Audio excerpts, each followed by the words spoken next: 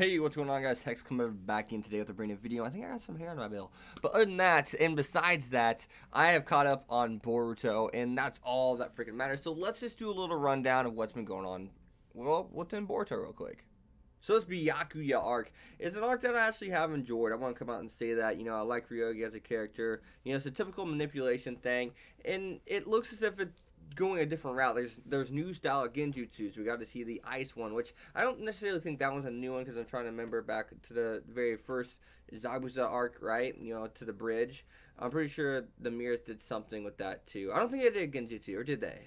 It wasn't, it wasn't, a memory altering one. And basically what they did in this was rewrite Ryogi's memories to make it think as if his dad was not killed by the man in which saved him. So that's something I've seen before. It's not something necessarily special, but it's not something that's necessarily overly used per se. It's something that I can still find enjoyment out of. And I know probably most of you guys can too, but one thing that I think I really liked about this arc to start off with was the sense of right or wrong, the question of ethics, whether something is ethical or not, or I guess the sense of morals per se.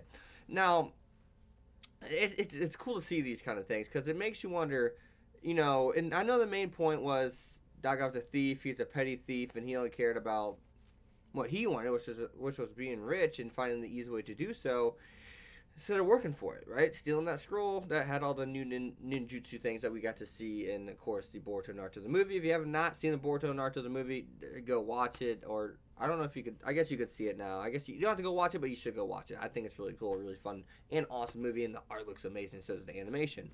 So besides that point that's not even necessary, I thought this whole thing was really cool, how it started and even how it finished, because the whole question throughout most of the Byakuya arc was simply what is right, what is wrong. And if you steal from the rich that got to be rich for the wrong reasons, and or the reason they got rich was by basically ruining other people's lives, and maybe and maybe the people that were stealing from people, the Byakuya clan, were actually stealing from the rich people that made the people they're stealing for so poor that they couldn't even afford water, even get their like windmill thing fixed so they could get water, and it makes you question whether something is right or wrong, if you're doing it for the right reason. And that's something that I kind of hate in shows, but in a good way, or I hate in antagonists per se, but in a good way. It's the simple fact that, hey, I see why you're stealing.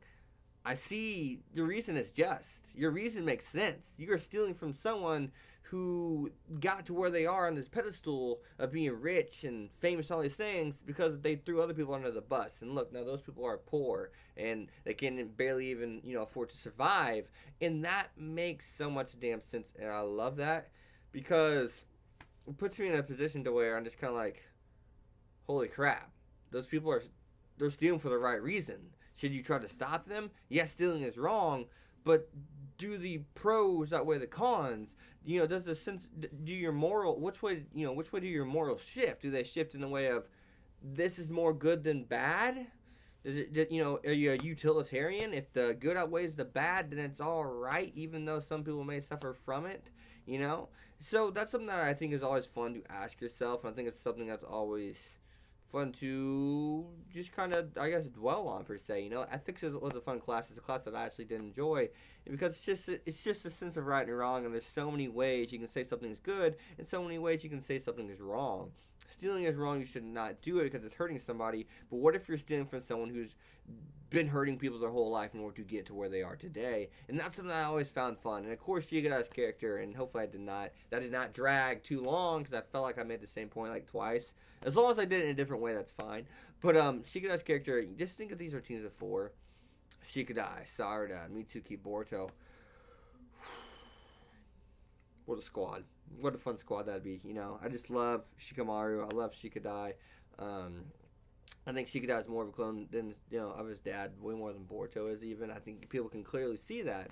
But it's really cool to see him on screen. Anytime you get a character like that, it's always cool to see them on screen. The shogi thing, the pawn thing, the symbolism. Boruto, it's the show prior to this, Naruto. It always did a great job of the symbolism. I'm trying to spit out Naruto and just think of like all the symbolism it did and shit like that. It was a great show for symbolism and always made you say, whoa, look at that. Oh, that's cool. I like the way they presented that. And Boruto and the Byakuya clan arc did the same damn thing. But other than that, we did get to see some more ice style, which is something that we don't get to see quite often, right? We don't really get to see that quite often. You know, Naruto showing up at the end, just flying past him at the speed of light was absolutely insane. And it's cool to see Naruto be a badass. And the main antagonist, which I can't remember his name even. How often did they say it? He's just kind of like, oh shit, you're no way, I'm fucked. That was basically his response to seeing Naruto there. And we know Naruto can basically sense chakra from anywhere, right? You know, the sage mode within him and all that kind of stuff. He's been able to do that ever since Jiraiya taught him, right? Helped teach him to use sage mode in general. So, or train him to do so. Or help train him, because he technically died while he learned it, I'm pretty sure, right? Yeah, because then he showed up and fought Pain. So, other than that, though, what do you guys think of the Boruto arc? I don't want to ramble on too long. I probably already rambled on enough. If you made it to the end of the video, be sure to let me know down in the comments below. You guys have the real MVPs. See you guys next time. Peace. Thanks for watching, guys.